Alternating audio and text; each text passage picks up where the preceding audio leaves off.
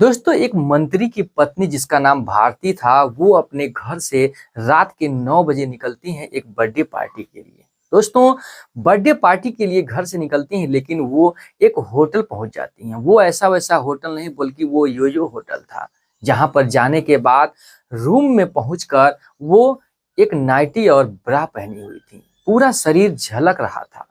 वहां से एक फोन कॉल करती हैं और एक जो है कि रवि नाम के लड़के से जो है कि बात करते हैं कि तुम 10 मिनट के अंदर मेरी रूम में चले आओ। दोस्तों, वो लड़का तुरंत ही घर से निकलता है और उस रूम में जा पहुंचता है। जैसे ही दरवाजा खुलता है, वो जो भारती देवी थी वो रवि के हाथ को पकड़ के खींच लेती हैं। जैसे ही वो रवि देखता है भारती जी को, मतलब मंत्री के पत्नी को, उसके हुस्न का दीवाना हो जाता है, क्योंकि वो ऐसे कपड़े पहनी थी और रूम में अकेली थी। दोस्तों, वो अपने आप को रोक नहीं पाता, कंट्रोल नहीं कर पाता और दोनों के साथ रिश्ते बनने लगते हैं। रिश्ता इस कदर बनता है कि दोस्तों, भारती को भी मजा आ रहा था और उस लड़के को भी बहुत मजा आ रहा था। दोस्तों, दोनों को पछतावा नहीं था, दोनों एक दूसरे का साथ देते हैं और पूरा आनंद लेते हैं। दोस्तों, उसके बाद समय गुजरता है और एक ऐसी घटना घटित होती है जिसके सुनकर आपके भी होश उड़ जाएंगे, पैरों तले जमीन खिसक जाएंगे। ऐसा भी कर सकता है, समाज में ऐसे ऐसे लोग आज भी हैं जो कि इतनी धन दौलत और रुपए पैसे की मालकिन होने के बावजूद भी एक नौकर के साथ ऐसी हैवानियत कर सकती है क्या? ये सब कुछ कवर करेंगे इस वीडियो में। उससे पहले आपसे छोटी सी रिक्वेस्ट है, चैनल पर नए हैं तो चैनल को सब्सक्राइब कर लीजिएगा। वीडियो हमारी अच्छी लगे तो वीडियो में कमेंट बॉक्स में अपनी राय जरूर बताइएगा। चलिए वीडियो को समझते हैं पूरा विस्तार। ये कहानी है राजस्थान के जोधपुर जिले के एक छोटे से क्षेत्र की, जहां पर एक मंत्री भूपेंद्र सिंह नाम के रहा करते थे। दोस्तों, वो पूर्व में मंत्री थे, अब वो इस समय रिटायर हो चुके थे, लेकिन उनके पास इतना रुपया पैसा था दोस्तों कि वो 10, 20, 50 साल भी बैठकर खाते तो उनका कुछ भी नहीं होता। दोस्तों, वो शान शौकत से अपना जीवन जी रहे थे। उनके 2 बेटे थे जो कि लंदन में रहकर पढ़ाई करते थे। इधर मंत्री जी जो थे, उनकी पत्नी की देहांत होने के बाद मंत्री जी अकेले रहा करते थे। दोस्तों, ये जो होटल का सहारा ले लिया करते थे, जीवन गुजर रहा था, लेकिन रात में जब अपने फार्म हाउस पे रहते तो उन्हें अकेला सा महसूस होता। उम्र लगभग 50-52 साल हो चुकी थी।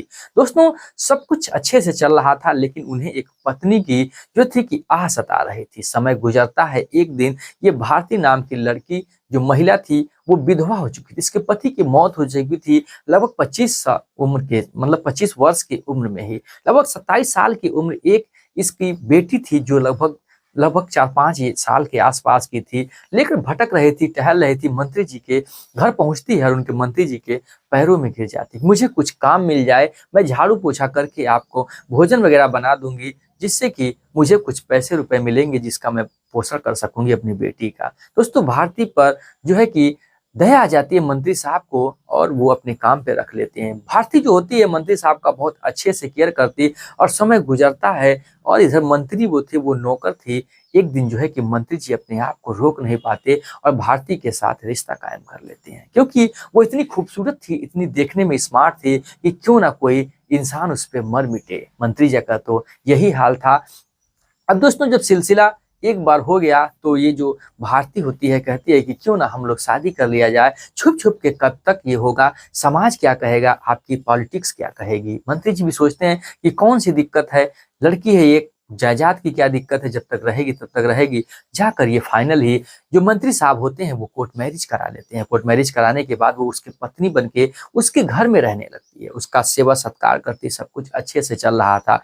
समय गुजरता है और कहीं ना कहीं भारती को 52 साल का बुजुर्ग आदमी से उसकी जो है कि भावना, जो कामना है वो सही पूर्ण नहीं हो रही थी, उसको संतुष्टि नहीं मिल रही थी। समय गुजर रहा था, वो सोचती है कि चलो कोई ना कोई तरीका निकाल ही लेंगे।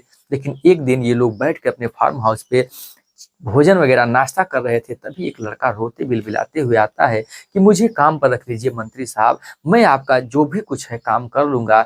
मेरी 2 बहनें हैं जिसकी शादी करनी है, मैं कैसे करूंगा। दोस्तों, इधर वो गोरा चिट्ठा जवान हैंडसम लड़का था। भारती जी उसे देखते ही उसके हुस्न का दीवाना हो जाती है। वो समझ लेते हैं कि यही लड़का है जो मेरी आग को ठंडा करेगा, मेरी आत्मा की संतुष्टि को मिटाएगा। लेकिन मंत्री जी उसे रखने पर जो थे कि जोर नहीं दे रहे थे। भारती जी कहती है नहीं, रख लीजिए, हमारा वो जो है कि काम है, झाली वगैरह बहुत सारे काम है, जिसकी फुलवारी वगैरह सींच दिया करेगा, घास वगैरह स्कार्फ वगैरह साफ कर दिया करेगा, जिससे सुनकर मंत्री जी फिर रख लेते हैं। दोस्तों सब कुछ अच्छे से चल रहा था। भारती जी उस लड़के का दीवाना हो चुके थे जिसका नाम रवि था। दोस्तों बहुत ही हैंडसम था, वो सुबह ही आ जाता, काम वगैरह करता। मंत्री जी देखकर जो था कि उसे बहुत जो अच्छे से अच्छा काम देते, काम भी करता, और भारती जो थी उसके देखकर मुस्कुराया करती और उसकी केयर भी किया करती। दोस्तों समय गुजरता है, मंत्री जी को किसी काम के सिलसिले में 4-5 दिन मुंबई जाना पड़ता है। तो जोधपुर से वो मुंबई के लिए फाइनली फ्लाइट से अब घर जाने के लिए रवाना होते हैं। भारती जी से कहते हैं कि अपना ख्याल रखना, 4-5 दिन में मैं वापस आ जाऊंगा, और ऐसा है रवि, तुम जो है कि भारती जी का ख्याल रखना, 4-5 दिन अपने घर मत जाना और बगल में गेस्ट हाउस में ही सो जाया करना। दोस्तों अब भारती जी को मौका मिल चुका था, शाम होता है, भोजन वगैरह बनता है, और जो रवि था वो अपने घर पे फोन करके बता देता है कि मैं 4-5 दिन नहीं आ पाऊंगा, यहीं मुझे रुकना होगा। भारती जो थी वो पास के मेडिकल से शक्तिवर्धक गोलियां लाती हैं और उसके खाने में मिलाकर रवि को जो है कि खाने के सहारे खिला देती हैं। फिर रवि से कहती हैं, देखो तुम बाहर सोओगे, मुझे डर लगेगा, आप है अंदर सो जाओ, और मैं भी अंदर ही सो रही हूँ। उसकी हालात को, उसके सिस्टम को देखकर कहीं ना कहीं रवि को शक हो रहा था। रात होती है, वो नाइटी पहनकर और ब्रा पहन लेती है। ब्रा ऐसे नाइटी पहनी हुई थी जो कि बाहर से ही दिख रहा था। दोस्तों समय गुजरता है, जब उसकी शक्तिवर्धक गोलियों का असर होता है, अपने आप को रवि कंट्रोल नहीं कर पाता। दोस्तों वो उसके हुस्न का दीवाना हो जाता है, और जो है कि भारती के साथ रवि का जो है कि रिश्ता कायम होने लगता है। दोस्तों रिश्ता इस कदर बनता है कि भारती और रवि अपने आप को कंट्रोल नहीं कर पाते, और दोनों जो है कि पूरी रात लगे रहते हैं। दोस्तों जब एक बार ये सिलसिला हो जाता है तो ये सिलसिला रुकने का नाम नहीं लेता। 5 दिन तक ये लोग खा पी कर इसी काम में जुट जाते हैं। दोस्तों पूरा जिंदगी का एंजॉय लेते हैं, पूरा लाइफ का एंजॉय लेते हैं। दोनों में कोई पछतावा नहीं थे। पत्नी की, जो मंत्री की पत्नी थी, उसे भी कोई पछतावा नहीं था, और सब कुछ अच्छे से चल रहा था। 5 दिन बाद जब मंत्री जी वापस आते हैं तो सब कुछ अच्छे से था, हंसी खुशी से था, जीवन सब कुछ चल रहा था। मंत्री जी अब आने के बाद पत्नी उसके पास रहती, लेकिन मंत्री जी के पास पत्नी को अच्छा नहीं लगता था। महीने दिन गुजर जाते हैं, लेकिन पत्नी को मंत्री जी का जो था कि शारीरिक सुख अच्छा नहीं लग रहा था। वो फिर उसी सुख को वो पाना चाहती थी, उसी सुख को फिर से दोहराना चाहती थी, महसूस करना चाहती थी। अब उसे समय नहीं मिलता है, तो वो एक अपनी फ्रेंड की बर्थडे के बहाने जो है कि अपने मंत्री जी से ऑर्डर लेती और शाम को जाने के लिए निकलती। 4-5 घंटे का समय लेती कि मैं 12-1 बजे रात तक आ जाऊंगी, और बर्थडे में मुझे डिस्टर्ब मत करिएगा। दोस्तों वो निकलती है, वो घर से निकलने के बाद वो एक योयो होटल में पहुंच जाती है। पहुंचने के बाद एक रूम बुक कर लेती है। रूम बुक करने के बाद फिर अपने नौकर रवि के पास फोन करती है, उसे भी बुला लेती है। बुलाने के बाद वो जो होटल था एक मंत्री गजेंद्र प्रसाद का था, जो मंत्री का बहुत ही नजदीकी था। मंत्री जी आए दिन उसी होटल में जाकर बुक कराकर जो थी कि रंग रंगलियां मनाया करते थे, तो मंत्री को वो अच्छे तरीके से जाना करता था। शादी होने के बाद वो मंत्री जी की पत्नी को भी जानता था, लेकिन मंत्री जी की पत्नी उन्हें नहीं जानती थी।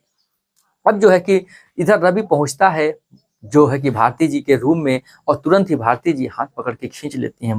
भारती जी को देखता है रवि, तो वो मारे खुशी के मारे पागल हो जाता है, सारे कपड़े फेंक निकालता है, और दोनों अपने काम में जुट जाते हैं। दोस्तों अपने उस कारनामे को जो है कि जो उनका गलत रिश्ता था उसमें लग जाते हैं, अपने आप की आत्मा की संतुष्टि करने लगते हैं, अपने संबंध को निभाने लगते हैं। इधर जो था कि रूम का मालिक फोन कर देता है, उधर होटल का मालिक और मंत्री जी वहां पहुंच जाते हैं। दोनों के उस आपत्तिजनक हालात में पकड़ लेते हैं, और दोनों का वहां खुलासा हो जाता है। बहुत जो है कि डांट फटकार लगाते हैं। दूसरे दिन ही भारती को दोबारा आकर कोर्ट में डिवोर्स दे देते हैं। मंत्री जी समझ जाते हैं कि ये मेरी पत्नी लायक नहीं है, और उसे डिवोर्स देकर फिर उसी रास्ते पर फेंक देते हैं।